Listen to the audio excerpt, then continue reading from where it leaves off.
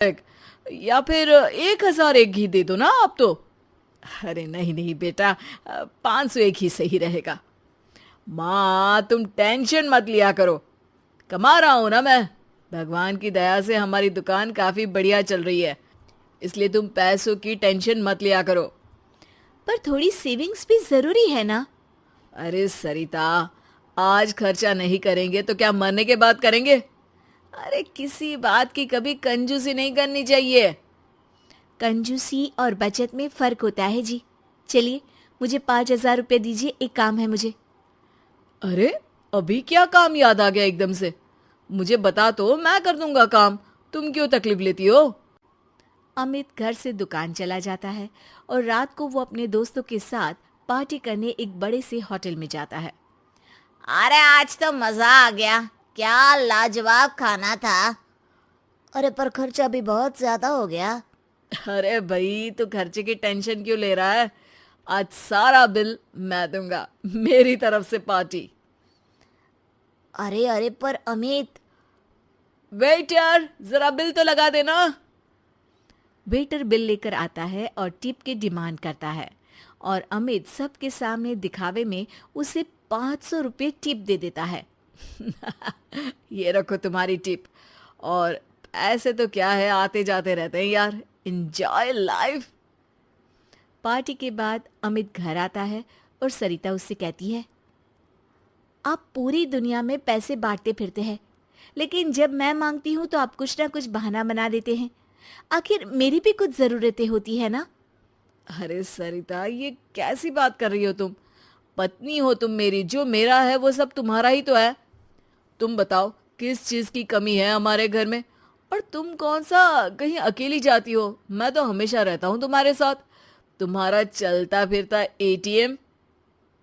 सरिता को मन ही मन में ये बात खटकती है कि अमित उसका ख्याल अच्छे तरीके से नहीं रखता है, बस दुनिया के सामने अपनी शान दिखाता फिरता है।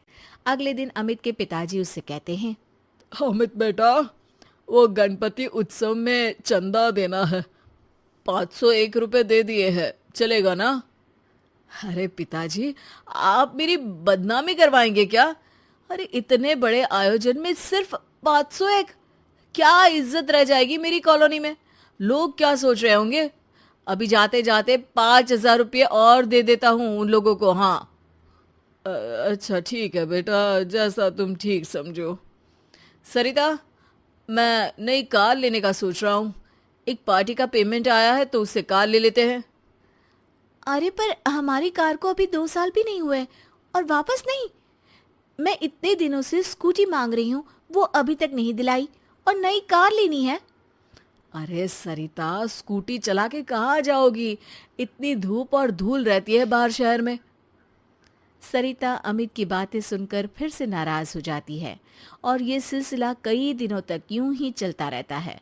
एक दिन अचानक अमित की दुकान में आग लग जाती है और अमित टेंशन में घर आकर सबको ये बात बताता है। अरे बेटा, कैसे हुआ ये सब? कितना नुकसान हुआ बेटा? पता नहीं माँ, कैसे हुआ ये सब, लेकिन पूरी दुकान जल के राख हो गई है। पता नहीं क्या होगा अब। अरे टेंशन मत लो अमित बेटा, सब ठीक हो जाएगा। अरे टेंशन कैसे ना लूं पिताजी, दुकान में 2 लाख कैश रखा हुआ था, वो भी जल गया है। और कल वो कैश बैंक में डालना था, अब तो चेक बाउंस हो जाएगा। अरे बेटा, बैंक में कुछ पैसे बचे होंगे ना, वो काम आ जाएंगे अभी। अरे नहीं ना माँ, बैंक में मुश्किल से 10-15 हज़ार होंगे। सारा पैसा अभी कार की बुकिंग में दे दिया था, अब कहाँ से लाऊं एक दिन में 2 लाख रुपए? ये सुनकर सरिता अपने कमरे में चली जाती है और अपने हाथों में 2 लाख रुपए लेकर बाहर आती है। ये लीजिए, पूरे 2 लाख हैं, शायद इससे आपका काम हो जाए। पैसे देखकर सब लोग हैरान हो जाते हैं, खास तौर पर अमित। तुम्हारे पास इतने पैसे कहाँ से आए सरिता? आप तो चलते फिरते एटीएम हैं जो सबको पैसा बांटते फिरते थे, लेकिन मैं इतने सालों से सेविंग्स अकाउंट बनाकर धीरे धीरे कुछ पैसे जमा करती थी, वही सारे पैसे हैं ये सब। हमेशा मैं कहती थी कि कुछ पैसे मुझे दीजिए लेकिन आपने तो मेरी एक नहीं सुनी। वाह बहू वाह, अमित हमेशा एटीएम की तरह पैसे बहा देता था, लेकिन तुमने बैंक के लॉकर की तरह पैसे अपने पास जमा करके रखे। शाबाश बहू। सरिता की बातें सुनकर अमित को अपनी गलती का एहसास होता है। सरिता, मैं हमेशा दिखावे के चक्कर में पैसा खर्च कर देता था, लेकिन कभी तुम्हारी ज़रूरत पूरी नहीं की। लेकिन फिर भी तुमने अपनी समझदारी से ये पैसे जमा किए। आज ये पैसे नहीं होते तो पुलिस मुझे जेल में डाल देती। अब से मैं अपने पैसे एटीएम बन के बांटूंगा नहीं, बल्कि सरिता के सेविंग्स अकाउंट में जमा करूंगा।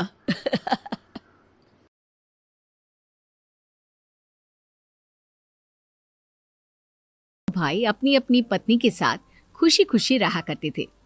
दोनों भाइयों के परिवार एक ही घर में रहता था।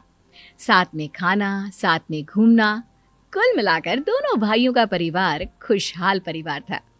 कुछ सालों के बाद दिलीप की पत्नी कावेरी को एक बेटा हुआ। भैया, आज मैं बहुत खुश हूँ, चाचा बन गया हूँ मैं।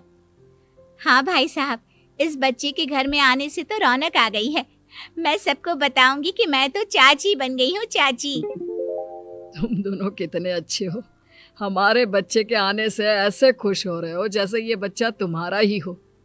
बस भैया, अब आपका बेटा इस दुनिया में आ गया ना, हम भी कोशिश करेंगे कि हमारा भी बच्चा जल्दी से इस दुनिया में आ जाए। और फिर आपका और हमारा बच्चा दोनों मिलकर दिन भर घर के आंगन में खेला करेंगे। कितना मजा आएगा ना।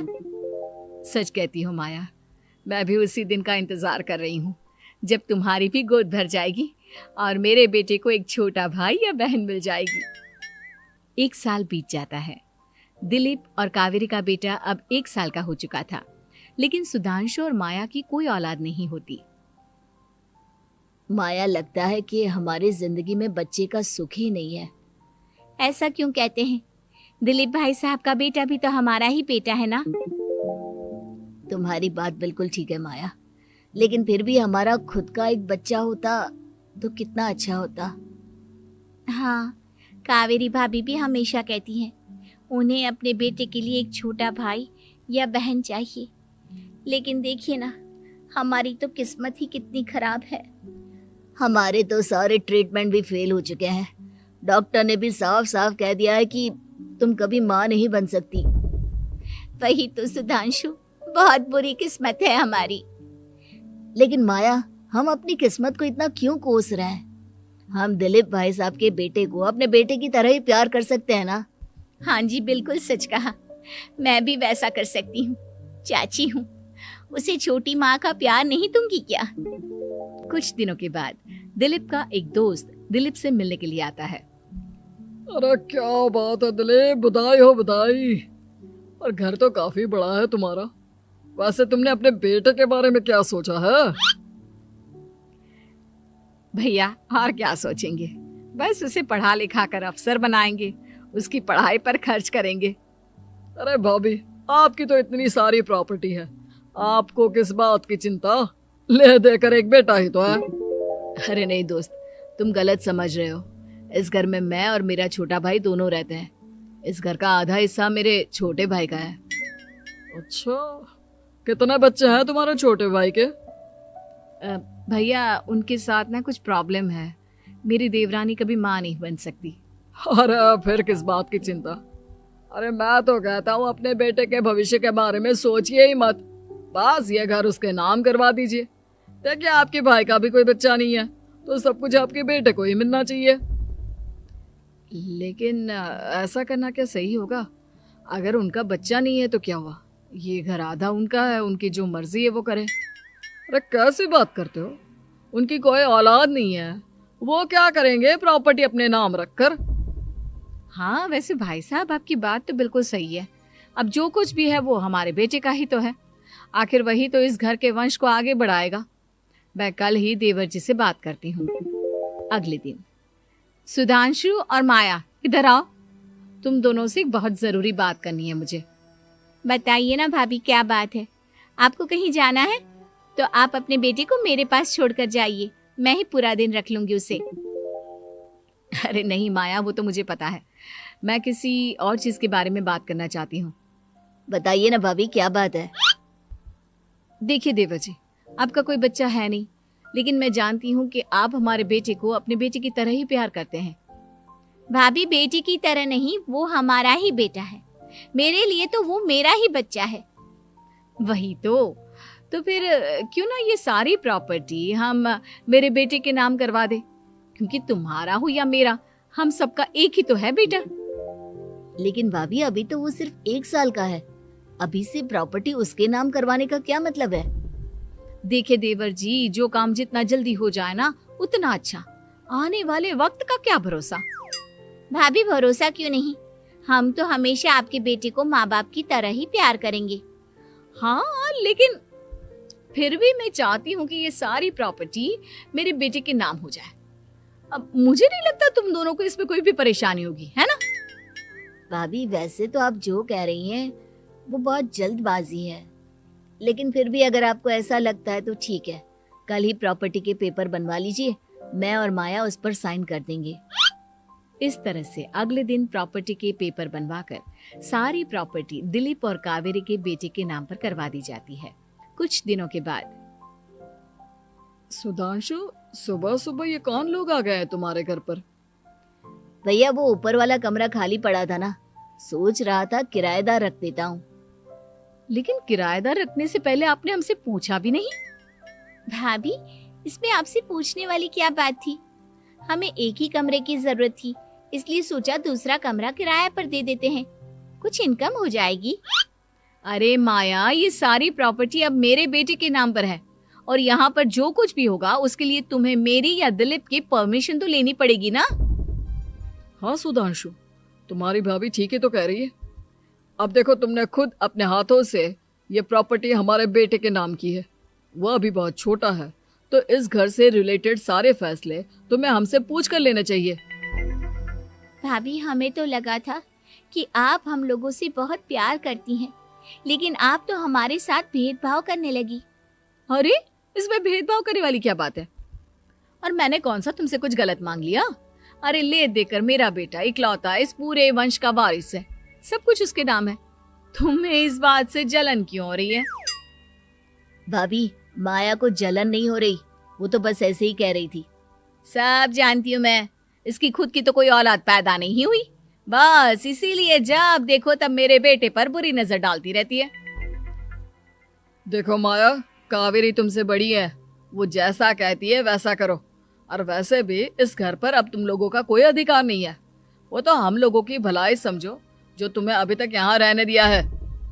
भैया आप इतने कैसे बदल गए? इस प्रॉपर्टी ने आपके दिल से हमारे लिए प्यार पूरी तरह खत्म कर दिया है क्या? इसी तरह वक्त बीतता जाता है और देखते देखते दिलीप और कावेरी का बेटा प्रणव 25 साल का हो जाता है और उसकी नौकरी लग जाती है। पापा आज मेरा अपॉइंटमेंट लेटर आ गया है, मैंने सिंगापुर में जॉब ज्वाइन कर ली है। लेकिन प्रणव, विदेश में नौकरी करने जाने से पहले तुम्हें कम से कम अपने मम्मी पापा से एक बार पूछना चाहिए था ना। इसमें पूछने वाली क्या बात है माँ, मैं सिंगापुर जाकर जॉब करना चाहता हूँ तो करना चाहता हूँ। देखो प्रणव, हमने तुम्हारे लिए इतनी सारी प्रॉपर्टी यहाँ पर रखी हुई है, उन सब का क्या होगा? यहाँ रहो, बिजनेस करो। सॉरी पापा, मैं यहाँ रहकर कोई बिजनेस नहीं करने वाला, और ये जितनी भी प्रॉपर्टी आपने मेरे लिए संभाल कर रखी है ना, ऐसे ही किसी को दान में दे दीजिए, क्योंकि मैं सिंगापुर से वापस इंडिया आकर कभी नहीं रहने वाला। दिमाग खराब हो गया है तेरा, जानता नहीं तेरी वजह से हमने तेरे चाचा चाची से लड़ाई करके पूरा घर तेरे नाम करवा दिया था। हाँ तो ऐसा करने से पहले आपको सोचना चाहिए था ना। और मम्मा, मैं तो वैसे भी उस वक्त 1 साल का था, मेरा इस मैटर से कोई लेना देना नहीं है। कैसी बात कर रहा है ये लड़का? अरे तेरी वजह से अपने छोटे भाई से दुश्मनी लेकर बैठा हूं मैंने तो उसे घर से भी निकाल दिया। जानता नहीं तू, बाजू वाले घर में एक छोटा सा कमरा किराए पर लेकर रहते हैं तेरे चाचा चाची, और ये सब मैंने तेरे लिए किया। देखिए पापा, आपने जो कुछ भी किया अपने लिए किया। मैंने आपसे कब कहा था कि मुझे ये प्रॉपर्टी और घर चाहिए? और वैसे भी अपने भाई के साथ इस तरह का बिहेव करके आपने कोई अच्छा काम तो किया नहीं। तू सही कह रहा है बेटा। हमने तेरे चक्कर में अपने छोटे भाई जैसे देवर और बहन जैसी देवरानी को इस घर से निकाल दिया। बहुत बड़ी गलती हो गई मुझसे। ठीक है मॉम, तो अब आप अपनी गलती सुधारो, लेकिन मुझे तो फॉरेन जाना है, मैं वहीं जाऊंगा। अब आगे क्या करना है ये आपका डिसीजन है। और प्रणव सिंगापुर जॉब करने के लिए चला जाता है। कुछ दिनों के बाद जब दिलीप और कावेरी को अपनी गलती का एहसास होता है तो वो सुधांशु के घर पहुंचती है। सुधांशु, माया, हमें माफ कर दो, हमसे बहुत बड़ी गलती हो गई। क्या हुआ भाभी? आज इतने सालों के बाद आप हम गरीब लोगों के घर क्या करने आई हैं? भाभी, हमने तो खुशी खुशी अपने भतीजे को सब कुछ दे दिया, अब हमारे पास कुछ भी नहीं बचा है। भाई, मुझसे बहुत बड़ी गलती हो गई। जो तेरे जैसे भाई को मैंने प्रॉपर्टी के चक्कर में घर से निकाला और जिसके लिए मैंने ये सब कुछ किया, वो खुद ही विदेश चला गया। भैया भाभी, जिस बेटे के लिए आपने हम लोगों को इतनी तकलीफ दी, आपस के प्यार को बिगाड़ा, जब वही आपसे दूर चला गया तो आपको इस बात का एहसास हुआ। लेकिन माफ कीजिए, अब हम आपके साथ रहने के लिए उस घर में नहीं आ सकते। नहीं नहीं माया, ऐसा मत कहो, मुझसे बहुत बड़ी गलती हो गई। प्लीज वापस चलो, मैं वो घर फिर से तुम्हारे नाम कर देती हूँ। भाभी, मैं उस घर का क्या करूंगी? किसके लिए? मेरा कोई बच्चा नहीं। मैं तो बस जिंदगी भर आप लोगों के साथ प्यार से रहना चाहती थी। प्रणव को अपने बेटे की तरह प्यार करना चाहती थी, लेकिन आपने मुझसे वो अधिकार छीन लिया। भाभी और भैया, एक सवाल पूछना चाहता हूँ आप लोगों से। जो बच्चा कुछ ही दिन पहले दुनिया में आया हो, जिस बच्चे के भविष्य का आपको पता ही ना हो, उसके लिए अपने पुराने रिश्तों को तोड़ देना, अपने सगे रिश्तेदारों से दुश्मनी मोल लेना, उनके साथ झगड़ा करना, उनकी बेइज्जती करना, क्या ये सही है? कम से कम हमें सही वक्त का इंतजार तो करना चाहिए ना। सिर्फ प्रॉपर्टी के लिए अपने सगे भाई को घर से निकाल दिया, वो भी अपने 1 साल के बेटे के लिए। क्या ये वाकई में सही था? जवाब दीजिए मेरी बात का।